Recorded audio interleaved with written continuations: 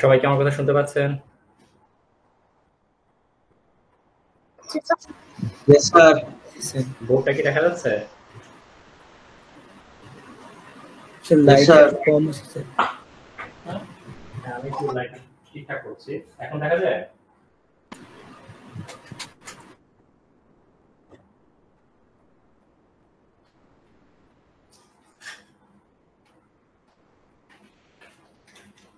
আচ্ছা, এখন কি বোর্ডটা দেখা যাচ্ছে?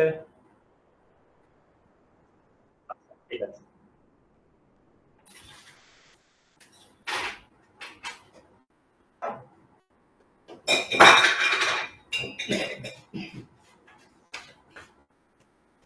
ঠিক আছে, আজকে ক্লাসটা শুরু করছি। আপনাদের লাস্ট ক্লাসে আমরা মডার্ন ফিজিক্সের লাস্ট পার্ট স্ট্যাটিস্টিক্যাল মেকানিক্স শুরু করেছিলাম এবং বলেছিলাম যে এখান থেকে দুইটা থিওরেম পড়াবো, মানে দুইটা ল পড়াবো। তার মধ্যে একটা ল পড়িয়েছিলাম যেটা ছিল কার্শফস ল। আর এখানে আমরা দেখেছিলাম আমরা মূলত ব্ল্যাক বডি রেডিয়েশন নিয়ে কাজ করছিলাম। কৃষ্ণ বস্তুর যে বিকিরণ করে সেটা নিয়ে মূলত কাজ করছিলাম। আমরা অ্যাবজর্পটিভ পাওয়ার, ইমেসিভ পাওয়ার এগুলো পড়েছিলাম এবং ব্ল্যাক বডি রেডিয়েশন সম্পর্কে ধারণা নিয়েছিলাম। পরবর্তীতে আমরা কার্শফস ল যেটা সেটা আমরা ডিরাইভ করেছিলাম। সেরকম আজকেও আরেকটা ল পড়বো, এই যে লটার লিখছি একটু পরেই লিখছি, কিন্তু তার আগে একটু আপনাদের সাথে কয়েকটা ব্যাপার নিয়ে কথা বলে নিই। হচ্ছে আপনাদের এক্সাম, আপনাদের তো এক্সাম হওয়ার কথা ছিল আসলে এই উইকে একটা, এই উইকে একটা হওয়ার কথা ছিল, কিন্তু আমাদের পরিস্থিতির কারণে আসলে তো অনলাইনে চলে যেতে হয়েছে। সে কারণে তো এক্সামটা নেওয়া যায়নি। এখন এই এক্সামটা তো নিতে হবে। আর একটা এক্সামের ডেট তো ফিক্সড আছে নেক্সট থার্সডে, আশা করি ওটা নেওয়া যাবে। কিন্তু এই এক্সামটা তাহলে আমার সাথে আপনাদের ডিপার্টমেন্ট কেউ একজন কথা বলেছিল, সরি আপনাদের সেকশনে কেউ একজন কথা বলেছিল যে শনিবার দিন নেওয়ার একটা চিন্তা ভাবনা হচ্ছে। এই ব্যাপারটা কি কোনো আপডেট কি এসেছে? স্যার শনিবারে এক্সাম নেওয়া যাবে না, কারণ আমাদের শনিবারে সিভিলের ক্যারিয়ার ফেস্ট আছে, তো এই জন্য রুম দিবে না ওই দিন স্যার। না, সিভিলের রুম লাগবে না, কারণ আমি তো পরীক্ষা নেব আরএইচ হোম সেন্টারে। স্যার রুমের ব্যাপারে কথা বলতে গেছিলাম স্যার, ওরা বলছে যে শনিবারে কোনো রুম দেওয়া যাবে না আর কি। না, আমি আবার বলছি, ইউএপি মেইন ক্যাম্পাস যেটা, মেইন ক্যাম্পাসে রুম দরকার নেই। আরএইচ হোম সেন্টারে আমি রুমের ব্যবস্থা করতে পারবো, সেটা বলছি। আরএইচ হোম সেন্টার তো সিভিল ফেস্টের মধ্যে পড়ছে না, ওরা তো ওদের মানে সিভিল ফেস্টের মধ্যে বা ক্যারিয়ার ফেস্ট যেটা পড়ছে সেটা তো মেইন ক্যাম্পাসে হচ্ছে। আরএইচ হোম সেন্টার আমার ধারণা ফাঁকাই থাকবে। আপনারা নিজেরা একটু কথা বলে কথা বলে দেখেন। সেক্ষেত্রে আমি আরএইচ হোম সেন্টারে কথা বলে রুমের ব্যবস্থা করে রাখতে পারবো। ওকে স্যার, আমি আপনাকে জানাবো স্যার। আচ্ছা, ঠিক আছে, তাহলে আপনি নিজের একটু কথা বলুন, কারণ পরীক্ষাটা আইদার ওয়েতে নিতেই হবে, দুইটা পরীক্ষা তো নিতেই হবে, কারণ এটা হচ্ছে রেগুলেশন। সেখান থেকে আপনাদের বেস্ট বেস্ট এক্সামগুলো কাউন্ট করা হবে। কোন পরীক্ষা যদি না নিতে পারে তাহলে বেস্ট এক্সাম কাউন্ট করাটা কঠিন হয়ে যাবে। আর আরেকটা ব্যাপার হচ্ছে আপনাদের প্রিপারেশন, এই কোশ্চেনগুলো পড়লে আপনাদের ফাইনালের প্রিপারেশন অনেকটাই কমপ্লিট হয়ে যাবে, পড়া হয়ে গেলে আর কি। সব স্যার মিলিয়ে আরেকটা সমস্যা হচ্ছে কি স্যার, আমাদের এই যে ছুটিটা দিচ্ছে স্যার, তা অনেকেই স্যার বাড়ি চলে গেছে স্যার, ওদের জন্য হলো সমস্যাটা হবে। তো স্যার আমি কথা বলে আপনাকে জানাবো স্যার। হ্যাঁ, বাড়ি চলে গিয়েছে, কিন্তু তাদের যেহেতু আমি শুনেছি আপনাদের শুধু আমার এক্সাম না, আরো দু একটা এক্সামও হয়তো আপনাদের শনিবারে করতে পারে, যেহেতু স্যার শনিবার কথা বলছিলাম স্যার, কেমিস্ট্রি এক্সামের ব্যাপারে, তো স্যারের কালকে বলে দিছি যে আসলে শনিবারে দেওয়া হচ্ছে না আর কি, রবিবারে দিব স্যার একটা। আর আচ্ছা, স্যার ঠিক আছে। আপনার তো একটা বুধবারে আছে। হ্যাঁ, আমি আমার যে কোনো দিনে নিলেই হবে, কোনো অসুবিধা নেই। বৃহস্পতিবার রবি, স্যার সোম, আপনার একটা এক্সাম বৃহস্পতিবারে আছে আর কি নেক্সট সপ্তাহে। আর তার একটা আগে আপনারা যে কোনো সময় যখন ফাঁকা থাকেন এবং রুম ফাঁকা থাকে, এরকম একটা সময় যদি এক্সামটা দিয়ে দেন, অবশ্যই আমারও ফাঁকা থাকতে হবে। এরকম আপনাদের সুইটেবল টাইম এবং ডেট যদি আমাদের ম্যাচ করে, তাহলে আমরা উইকডেজেই দিতে পারবো, উইকডেজেই আমরা সেক্ষেত্রে দিতে পারবো। ঠিক আছে, কথা বলতে গেছে। স্যাটারডে অনলাইনে কি কোনো ব্যবস্থা করা যায় একটা এক্সাম? অনলাইনে আসলে অনলাইনে পরীক্ষা নেওয়ার জন্য পড়ানোর প্যাটার্নটা ডিফারেন্ট হতে হয়। আমি যে স্টাইলে আপনাদের পড়াচ্ছি সেই স্টাইলে আসলে অনলাইনে পরীক্ষা নেওয়া যাবে না। অনলাইনে পরীক্ষাটা বেটার হয় যদি এমসিকিউ টাইপ হয় বা এই ধরনের কোনো এক্সাম হলে, এমসিকিউ টাইপ হচ্ছে বেস্ট। এবং সেক্ষেত্রে হয়তো প্রশ্ন ব্যাংকের মতো থাকবে, যে ব্যাংক থেকে একজনের কাছে একটা প্রশ্ন যাবে। এই ধরনের এক্সাম হচ্ছে অনলাইনে সবচেয়ে ভালো হয়। কিন্তু আমি আপনাদের যে স্টাইলে পড়াচ্ছি এখানে আসলে এমসিকিউ বা এই প্যাটার্নে প্রশ্ন করাটা উপায় নেই, কারণ সবই হচ্ছে ডেসক্রিপটিভ। ডেসক্রিপটিভ জিনিস যখন আপনার লিখতে হবে তখন তো আসলে পুরোটা লিখতে হবে। এখন সেই ক্ষেত্রে আসলে পরীক্ষার গ্রহণযোগ্যতাটা আসলে একটু প্রশ্নবিদ্ধ হয়ে যায়, কারণ সবাই না, কিছু কিছু স্টুডেন্ট হয়তো বা সেক্ষেত্রে নানা রকম পন্থা অবলম্বন করতে পারে, যেক্ষেত্রে আসলে সঠিকভাবে জিনিসটা মূল্যায়ন করা যাবে। বোঝা গেছে ব্যাপারটা? আমি যদি জানতাম যে অনলাইনে হবে, তাহলে আমি অন্য স্টাইলে পড়াতাম, পড়ানোর স্টাইলটা ডিফারেন্ট হতো এবং সেক্ষেত্রে এক্সামের স্টাইলটাও সেরকম ডিফারেন্ট হতো আর কি, যেটা আমাদের কোভিডের সময় হয়েছিল। কোভিডের সময় পুরো পড়ানোর স্টাইলই চেঞ্জ করে ফেলেছিলাম, যাতে অনলাইনে সুন্দরভাবে এক্সামগুলো পাওয়া যায়। আচ্ছা ঠিক আছে, তাহলে আমাকে আপনারা আপডেট জানাবেন। আপডেট জেনে শুনে, যদি শনিবারে না হয় কোনো অসুবিধা নেই, রবি সোম মঙ্গল আমাদের হাতে সময় আছে। এই বুধবারটা বন্ধ হয়ে আসলে প্রবলেম হয়েছিল, নয়তো বুধ বৃহস্পতি পরপর দুইটা নিয়ে যাওয়া যেত। সেক্ষেত্রে আপনার যখন সুবিধা সে অনুযায়ী যা করবো, এক্সামটা নিয়ে নেবো। আচ্ছা ঠিক আছে, আজকের টপিকটা শুরু করি। আজকের লটা হচ্ছে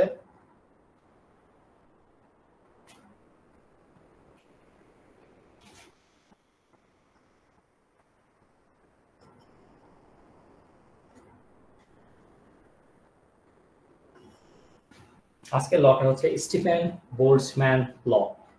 প্রথমে আমি লয়ের স্টেটমেন্টটা লিখছি, তারপর ব্যাখ্যা করছি।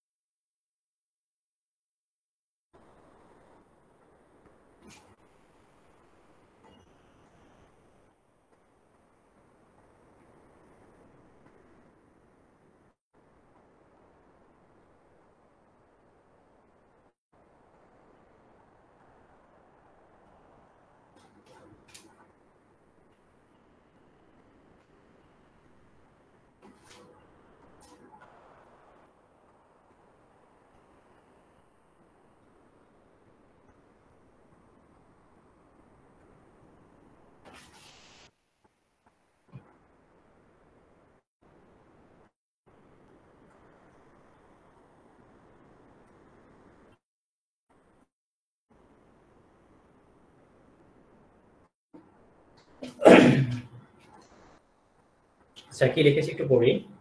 The total amount of heat radiated by a perfectly black body per second per unit area is directly proportional to the fourth power of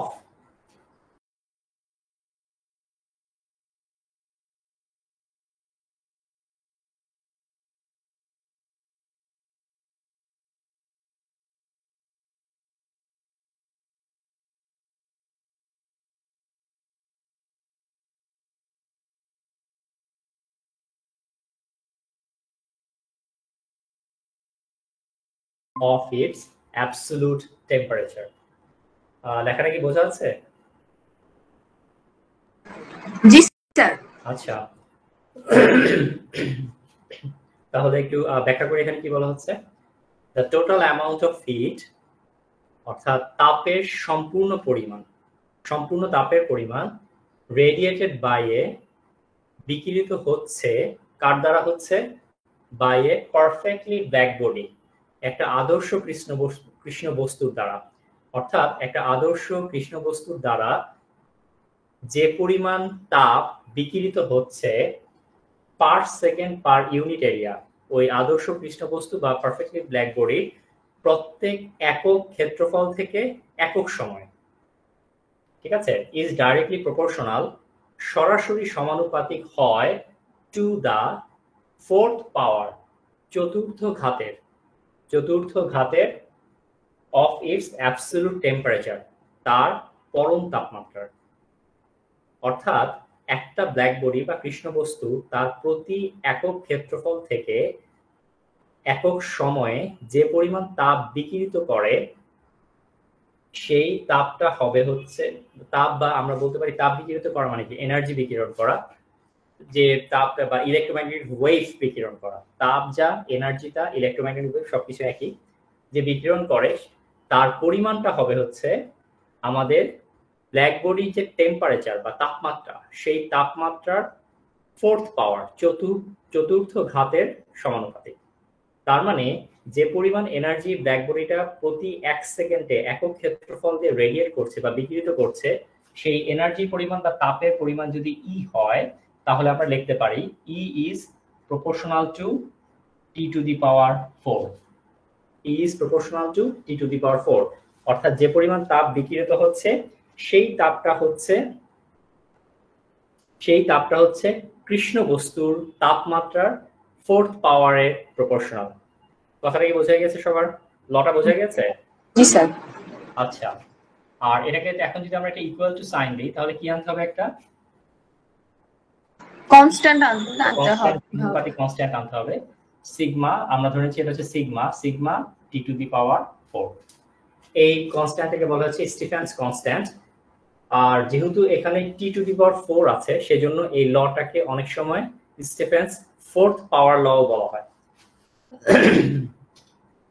এটাকে অনেক সময় স্টিফেন্স ফোর্থ পাওয়ার ল বলা হয়, আর এটাকে বলা হয় স্টিফেন্স কনস্ট্যান্ট। আচ্ছা, এখন আমরা এই লটাকে প্রুফ করব।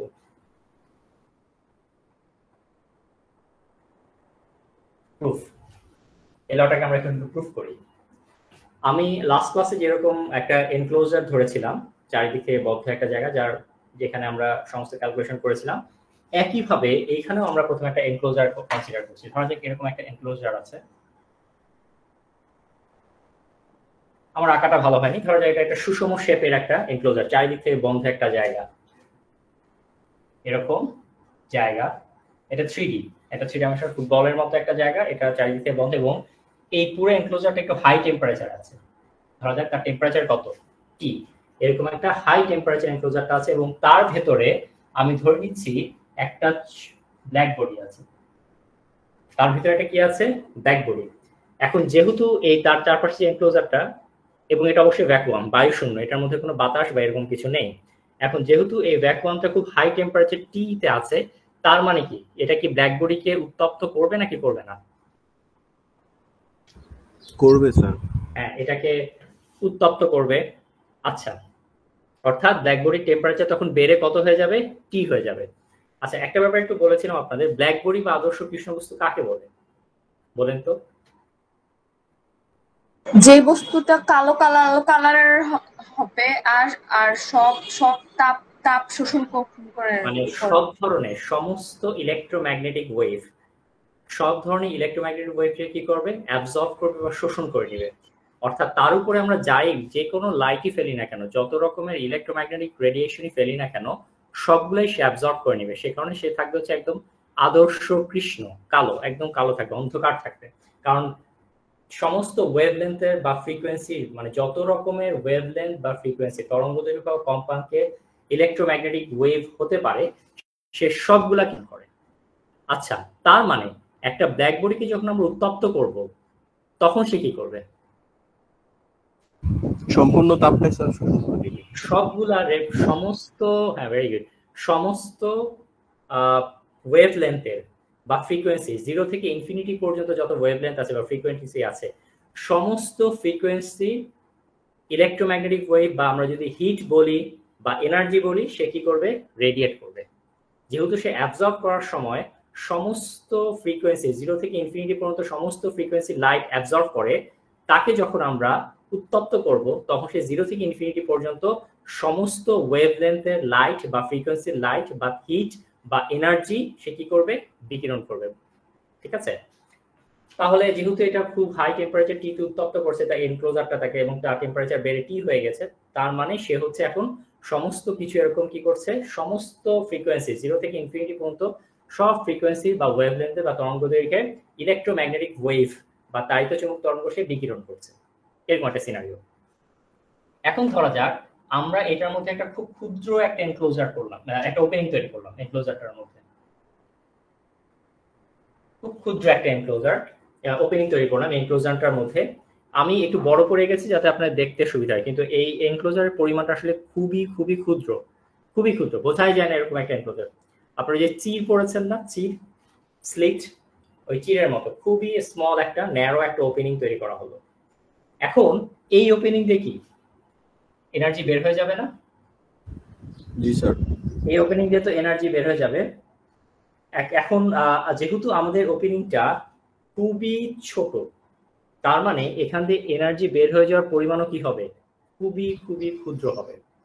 এবং আমরা বলতে পারি যে এটা এত বেশি নেগলিজিবল, যে পরিমাণ এনার্জি বের হয়ে যাচ্ছে ওপেনিং থেকে সেটা এত বেশি নেগলিজিবল যে সেটা এনক্লোজারের ভেতরে যে এনার্জি আছে তার উপর কোনো এফেক্টই ফেলবে না। যেমন সমুদ্র থেকে যদি আমরা 1 বালতি পানি তুলে নিই, সমুদ্রের পানি কি কমবে?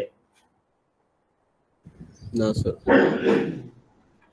ব্যাপারটা হচ্ছে এরকম, এখানে রেডিয়েটেড এনার্জি পরিমাণ এত বেশি, তার থেকে মানে এটা সমুদ্রের মতো এনার্জি আছে, তার মধ্যে এখান থেকে খালি 1 বালতি পানির মতো 1 বালতি এনার্জি এখান থেকে যাচ্ছে। সো আমরা ধরে নিচ্ছি যে এনার্জি মানে বের হয়ে যাওয়ার পরিমাণ এতই ক্ষুদ্র যেটা টোটাল এনক্লোজারের মধ্যে যে পরিমাণ এনার্জি আছে সেটা কোনোভাবেই এফেক্ট করে না।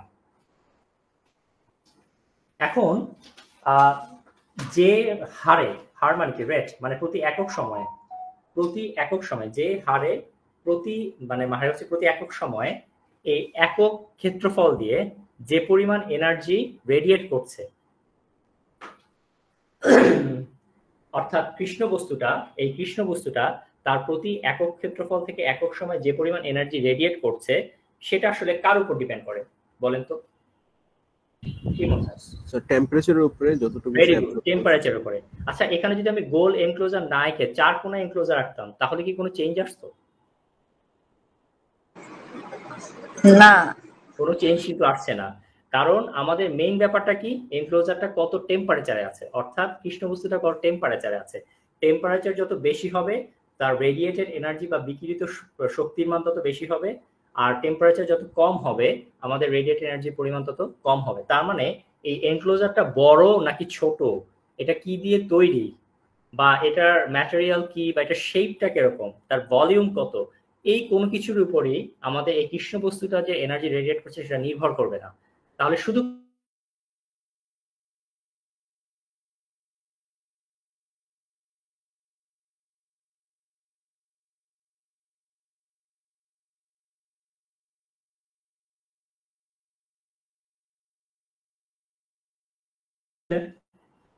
জি স্যার। আচ্ছা, কারণ এটা 4 কোণা হোক, গোল হোক, এটা যেটাই হোক না কেন, এটার কাজ হচ্ছে শুধু কৃষ্ণ বস্তুটাকে একটা টেম্পারেচার দিয়ে উত্তপ্ত করা, কিছুই না।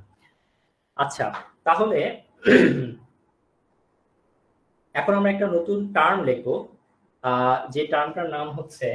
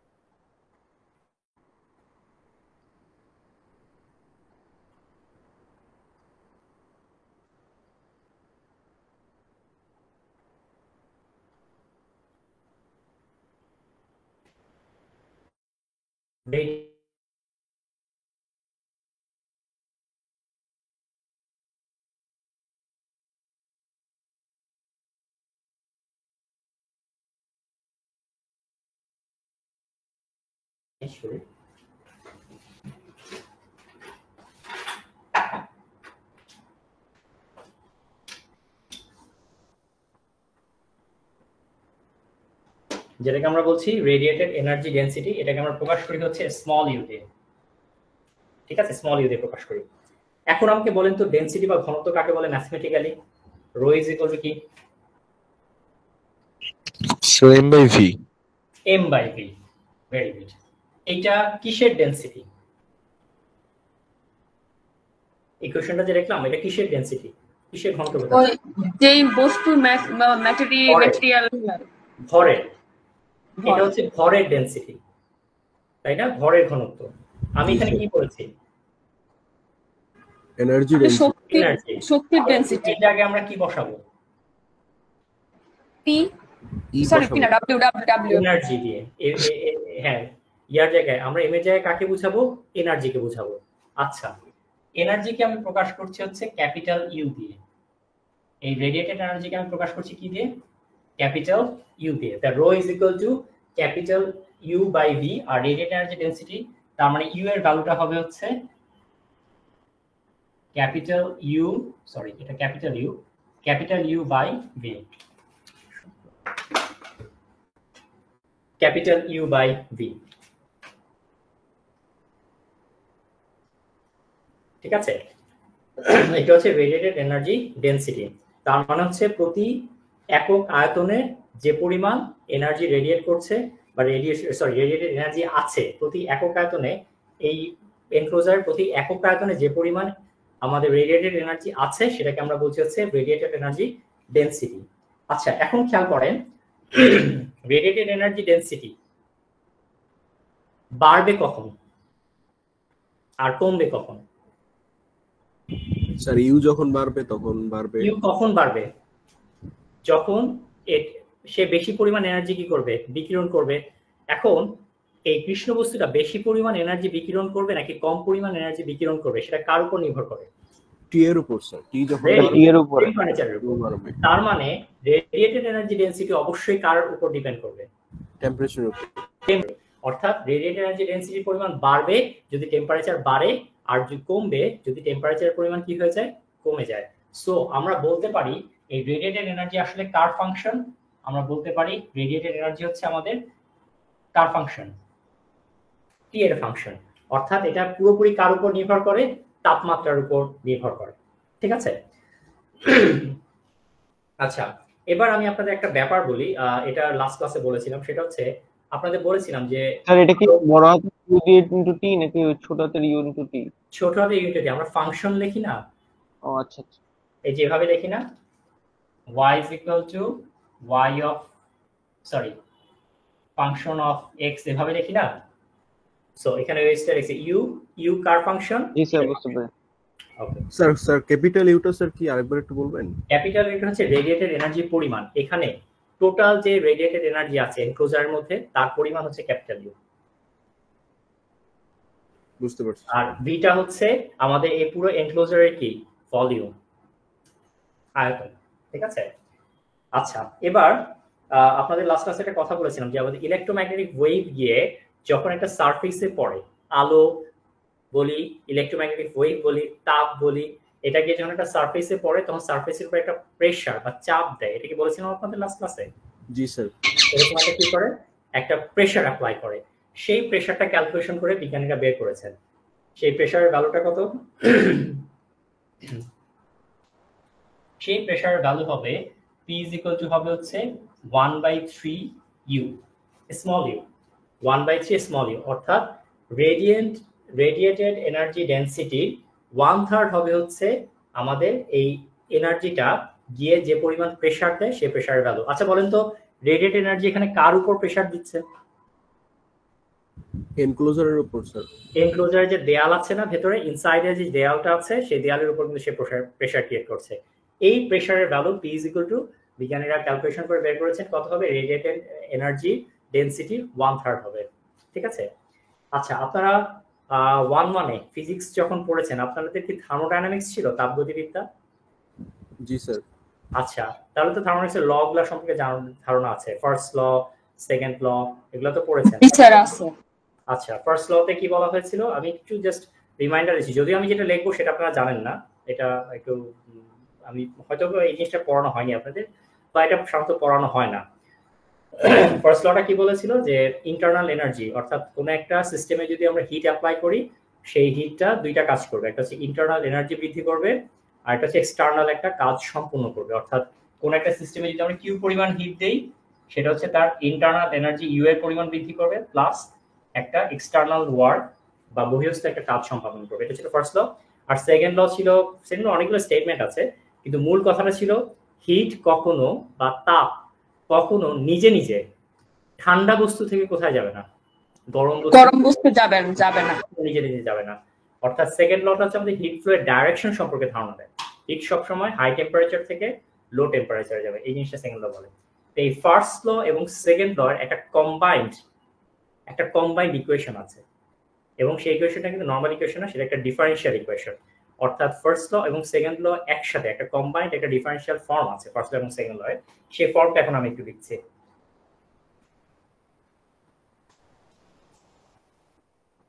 সেই ফর্মটা হচ্ছে del u by del v at constant t is equal to t into del p by del t at constant v minus p. এইটা হচ্ছে ফার্স্ট এবং সেকেন্ড ল এর কম্বাইন্ড ডিফারেনশিয়াল একটা অ্যাপিয়ারেন্স বা রূপ। del u by del v at constant t is equal to t into del p by del t at constant v minus p. ঠিক আছে? আচ্ছা, এখন বলেন তো এই ডেল দ্বারা আমরা কোন ধরনের ডিফারেন্সিয়েশন বুঝাই? Sir partial differentiation. ছোট ধরনের change. Partial differentiation. Partial differentiation মানে কি? ভ্যারিয়েবল কি একটা থাকবে না একটার বেশি থাকবে? স্যার একটা থাকবে আর একটা কনস্ট্যান্ট ধরে নেব। না না, আমি সেটা বলিনি। আপনার কথা হচ্ছে সেকেন্ড স্টেপ। ফার্স্ট স্টেপটা কি? আমরা একটা ডিফারেন্সিয়েশন কখন পার্শিয়াল বলবো, কখন পার্শিয়াল ডিফারেন্সিয়েশন আমরা এটা করব? যখন একটা ভেরিয়েবল থাকবে তখন করব নাকি যখন একটা বেশি ভেরিয়েবল থাকবে তখন পার্শিয়াল? স্যার একটার বেশি যখন থাকবে। একটার বেশি, হ্যাঁ। আমরা নরমালি কি জানি? ইউভি এর ডিফারেন্সিয়েশন পদ্ধতিটা কি? ইউ কে কনস্ট্যান্ট ধরে ভি এর ডিফারেন্সিয়েশন, তারপর কি হবে ভি কে কনস্ট্যান্ট ধরে ইউ এর ডিফারেন্সিয়েশন। আর টোটাল ডিফারেন্সিয়েশন বা ডি কখন ব্যবহার করি? যখন আমাদের ভ্যারিয়েবল কয়টা থাকবে?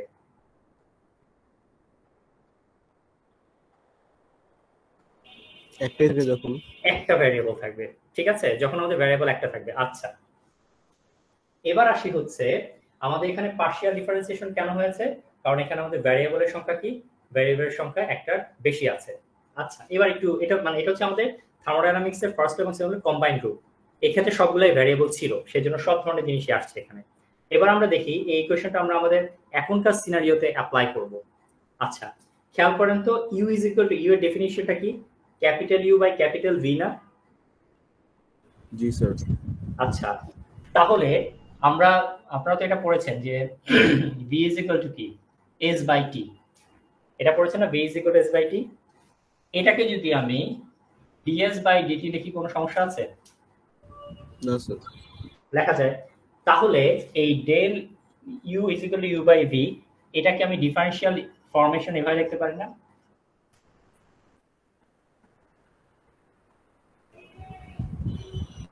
এটাকে আমি ডিফারেনশিয়াল ফর্মে del U by del V লিখতে পারি। লেখা যাবে নাকি যাবে না? জি স্যার যাবে। আচ্ছা, এবং del U by del V এবং এখানকার ভ্যারিয়েবল কি একমাত্র? এই ইউ কার উপর ডিপেন্ড করে? শুধু টেম্পারেচারের উপর। তাহলে আমি লিখতে পারি del U by del V at constant T, T এর উপর নির্ভর করছে। ঠিক আছে, তার মানে del U by del V at constant এর পুরোটাকে আমি কার সমান বলতে পারি? আমাদের রেডিয়েন্ট এনার্জি ডেনসিটি ইউ এর সমান বলতে পারি। তাহলে এই যে ইকুয়েশনটা আছে এই ইকুয়েশনে আমি এই জায়গাটায় কাকে বসিয়ে দিতে পারি? আমাদের রেডিয়েন্ট এনার্জি ডেনসিটি ইউ কে বসিয়ে দিতে পারি। আমার কথা কি বোঝা গেছে সবার? বোঝা গেছে? জি স্যার। আচ্ছা, জি স্যার। পরে আসি আমাদের ইকুয়েশনের পরের স্টেপে। এখানে কি আছে? Capital T. আচ্ছা, এবার আমরা পরবর্তী ফরমেশনে আসি। পরবর্তী ফরমেশনটা কি? পি। পি এর ভ্যালু কত বলেন তো? 1/3 u। হ্যাঁ, 1/3u। তাহলে পি এর জায়গায় আমি 1/3u টা বসাতে পারি। তাহলে আমি একটু বসাই, তাহলে কি সিনারিও দাঁড়ায় দেখি। u/3 কি 1/3 টা আমি 1/3 বাইরে নিয়ে আসি। বাইরে নিয়ে আসলাম, তাহলে আমি কি লিখতে পারি del u by del t at constant v। ঠিক আছে, আচ্ছা এবার একটা ইন্টারেস্টিং ব্যাপার খেয়াল করেন, p p একটা কোন ধরনের ভ্যারিয়েবল, এটা কি ফান্ডামেন্টাল ভ্যারিয়েবল না কম্পাউন্ড ভ্যারিয়েবল, অর্থাৎ p কি একটা জিনিসের উপর নির্ভর করে নাকি কয়েকটা জিনিসের উপর নির্ভর করে? প্রেসার স্যার এটা তো দুইটা জিনিসের উপর ডিপেন্ড করে sir. f by a, p মানে কি f by a, তার মানে f এর উপর ডিপেন্ড করছে, a এর উপর ডিপেন্ড করছে। সো p কে কিন্তু সেক্ষেত্রে আমরা নরমালি আরো সহজভাবে যদি বলি থার্মোডাইনামিক ভ্যারিয়েবল কয়টা? থার্মোডাইনামিক ভ্যারিয়েবল হচ্ছে তিনটা, টেম্পারেচার, প্রেসার এবং ভলিউম। এটা জানা আছে না? থার্মোডাইনামিক্সে মূলত কয়টা জিনিসে কাজ করা হয়? টেম্পারেচার, প্রেসার এবং ভলিউম। তার মধ্যে আমাদের যে ইউটা আছে, এই যে আমি এখানে ডেল ইউ লিখেছি, ইউটা কয়টা ভ্যারিয়েবলের উপর ডিপেন্ড করে? একটার উপরে স্যার, জাস্ট টি এর উপর। শুধু একটা, কার উপর? টেম্পারেচারের উপর। তাহলে কি এখানে পার্শিয়াল ডিফারেন্সিয়েশন লেখার দরকার আছে? না স্যার। পার্শিয়াল ডিফারেন্সিয়েশন কিন্তু লেখার এখন দরকার নাই, কারণ কি ইউ যদি 2-3টা ভ্যারিয়েবলের উপর ডিপেন্ড করতো তখন আমি সেটাকে পার্শিয়াল ডিফারেন্সিয়েশন লিখতাম, কিন্তু ইউ তো 2-3টা ভ্যারিয়েবলের উপর ডিপেন্ড করে না, ইউ শুধু কার উপর ডিপেন্ড করে? টেম্পারেচারের উপর। এখানে এই ফর্মটা আছে না, টি কার উপর ডিপেন্ড করছে? কার সাথে ডিফারেন্সিয়েশন হচ্ছে এখানে? ভ্যারিয়েবলটা কি ডিফারেন্সিয়েশনে টি না, এই যে ক্যাপিটাল টি। তাহলে এই জিনিসটাকে আসলে আমাদের এখন পার্শিয়াল লেখার আর দরকার নাই, কারণ ইউ ভি এর উপর কি ডিপেন্ড করে? না স্যার, ইউ ভি এর উপর কোনোভাবে ডিপেন্ড করে, ইউ শুধু একটা জিনিসের উপর ডিপেন্ড করে, সেটা কি? টেম্পারেচার। সো এই ডিফারেন্সিয়েশনটাকে আমি সেই ক্ষেত্রে আমি এখন এটাকে আর পার্শিয়াল ডিফারেন্সিয়েশন লেখার কোনো দরকার নাই, আমরা এটাকে ডাইরেক্টলি লিখতে পারি du by dt, total differentiation. আর এখানে at constant v, at constant p এগুলো কিছুই আসার দরকার নাই, কারণ এটা ডিফারেন্সিয়েশন সময় p এবং v এর কোনো ভূমিকাই নাই। আছে? না স্যার। নাই। সো এই জিনিসটাকে আমি এই সরাসরি এখন এভাবে লিখে ফেলতে পারি t 1/3 du বাই dt।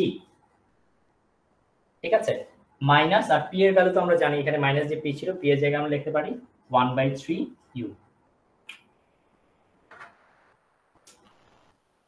তাহলে ফার্স্ট এবং সেকেন্ড অর্ডার যে কম্বাইন্ড ডিফারেনশিয়াল রূপটা আছে, সেই চেহারাটা আছে, সেই চেহারাটাকে আমরা লিখতে পারি u = t * 1/3 du by dt - 1/3 u। আচ্ছা এবার একটা কাজ করি, আমি এই দুইটা ইকুয়েশন থেকে 1/3 কে কমন নেই, তাহলে কি লেখা যায়? u = 1/3 কে যদি কমন নেই তাহলে আমার আসছে কি? ভেতরে কি আছে? t * du by dt minus u। লেখাটা কি ঠিক আছে? জি স্যার। আচ্ছা তাহলে আমরা এখান থেকে 1/3 কমন নিলে এটা আসলো। এখন 3টাকে আমি এই পাশে পাঠিয়ে দিতে পারি, 3টাকে যদি এই পাশে পাঠিয়ে দিই তাহলে আমি কি লিখতে পারি? 3টাকে যদি এই পাশে পাঠিয়ে দিই তাহলে আমি লিখতে পারি 3u। হ্যাঁ, very good. 3u = t into du by dt minus u। এখন মাইনাস ইউটাকে আমি এই পাশে নিয়ে আসতে পারি, তাহলে কত হয়ে যাবে? 2u। মাইনাসটা এই পাশে আসলে 4u। Very good, 4u, 2u হবে না। 4u = t into du by dt। আচ্ছা এখন আমি ইকুয়েশনটাকে একটু নিজের মতো করে সাজিয়ে দেখি কিভাবে কি করা যায়। এখানে আমি লিখতে পারি এই ইউ গুলাকে এক পাশে নিই, টি গুলাকে এক পাশে আনি, 4 তার জায়গা মতোই থাকুক। এখানে কি আছে? dt। আচ্ছা টিটা আমি ছোট হাতে লিখে ফেলেছি, টিটা তো অবশ্যই ক্যাপিটাল লেটারে হবে, এখানে ক্যাপিটাল লেটারে আছে। আচ্ছা তাহলে এখান থেকে আমি টি গুলাকে এক পাশে নিয়ে আসি, ডিটিটা তাহলে কোথায় আসবে? ডিটি উপরে আসবে আর টিটা, এই টিটা নিচে চলে আসলো। আর ইউ গুলাকে আমি ওপাশে পাঠিয়ে দিই, ডিইউটা উপরে আছে আর এখানে নিচে একটা ইউ চলে আসলো। এবার আমরা এটার ইন্টিগ্রেশন করব। বলেন তো 1/t dt, এটা ইন্টিগ্রেশনের ভ্যালু কত? এটা সবার জানা আছে, আপনাদের এটা মুখস্থ। Sir ln t sir. Very good, ln t। আর এটা কত কি হবে? ln u। ln u। এবার একটা ব্যাপার বলি, আপনারা তো সবাই জানেন, ধরা যাক আমি এটাকে ডিফারেন্সিয়েশন করি x² + 2, এটা ডিফারেন্সিয়েশনের ভ্যালু কত হবে? 2x twice x, এটা হবে না? জি স্যার। আচ্ছা, এটা সবার বোঝা গেছে।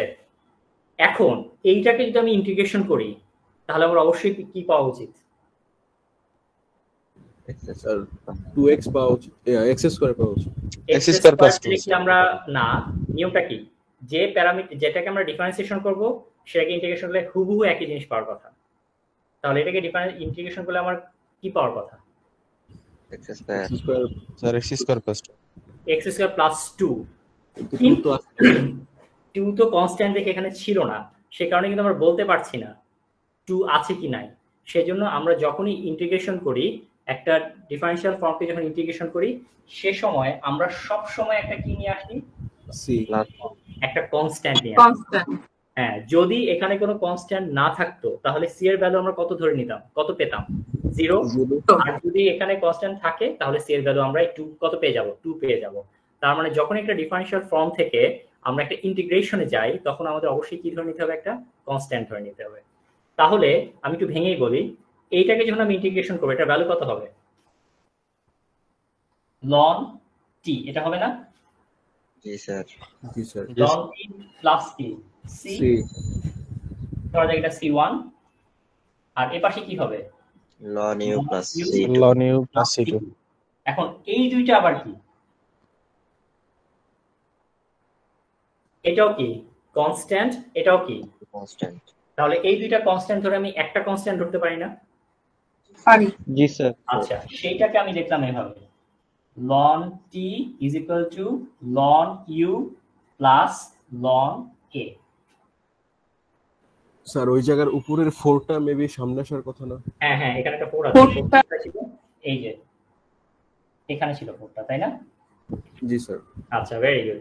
তাহলে আমি এই c1 আর c2 মিলে নতুন কনস্ট্যান্টের ভ্যালুটা কত ধরলাম? ln a। কোনো তো সমস্যা নাই। এবার তাহলে আমি একটু ইয়াটাকে ইন্টিগ্রেশনটাকে ক্যারি আউট করি, সরি ক্যালকুলেশনটাকে ক্যারি আউট করি।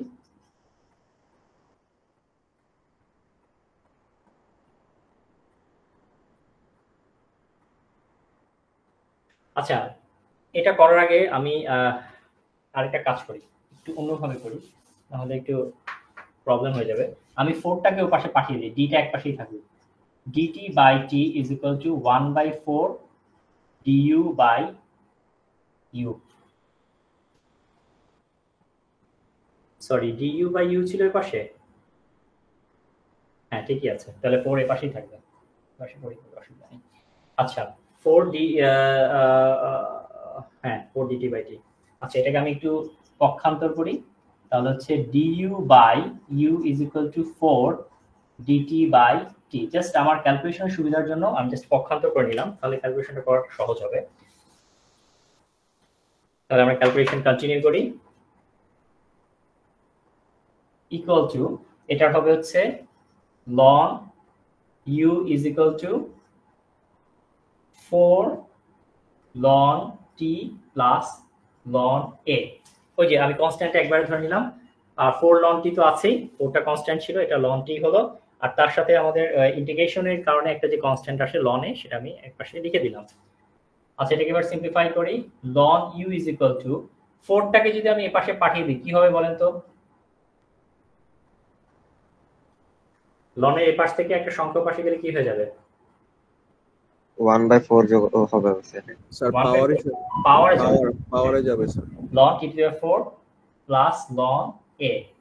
তাহলে ln u is equal to, এখান থেকে আমি যদি lnটাকে নিয়ে নিই একসাথে, তাহলে t to the 4 a, এই দুটো কি আকারে আসবে? যোগ আকারে, বিয়োগ, গুণ, ভাগ, কোনটা আকারে আসবে?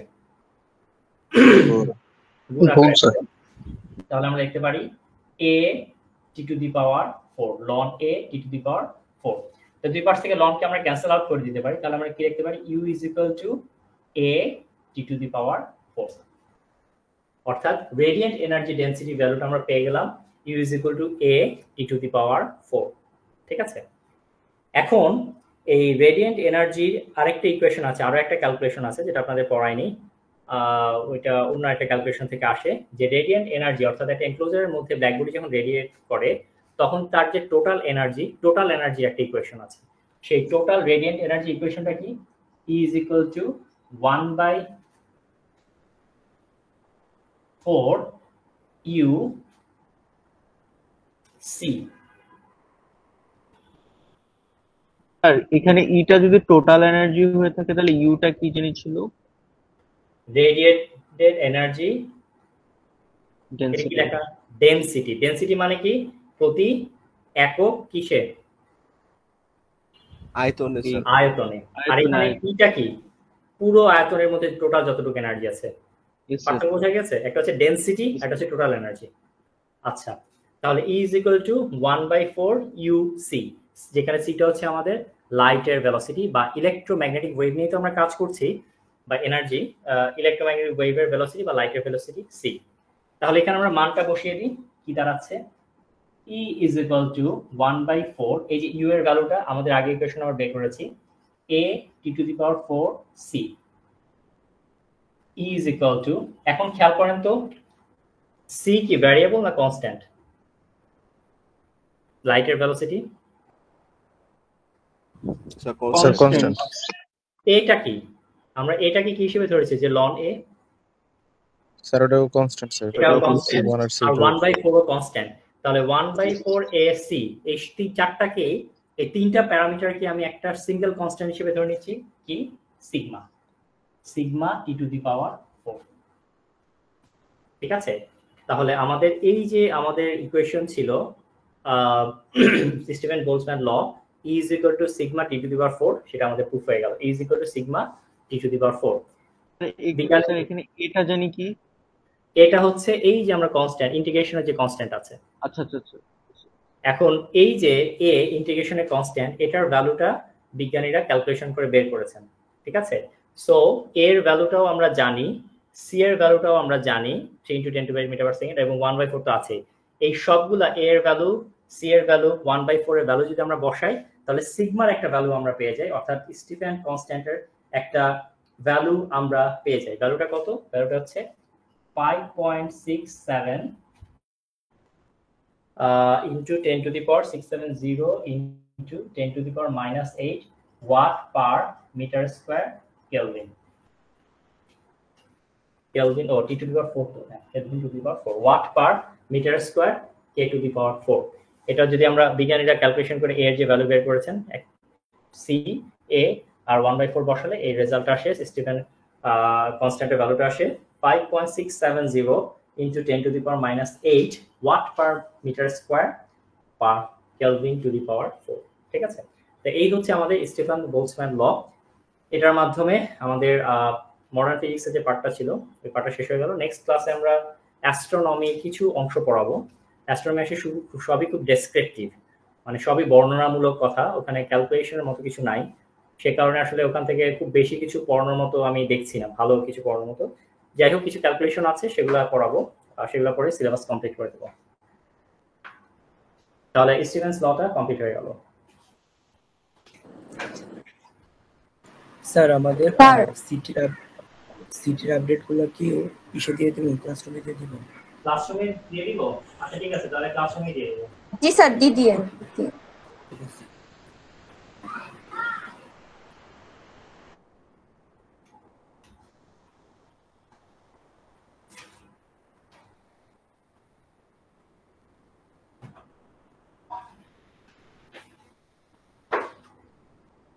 স্যার ফিজিক্যালি খাতা দেখানোর সুযোগ থাকলে নেক্সট ক্লাসে যদি দেখাতেন।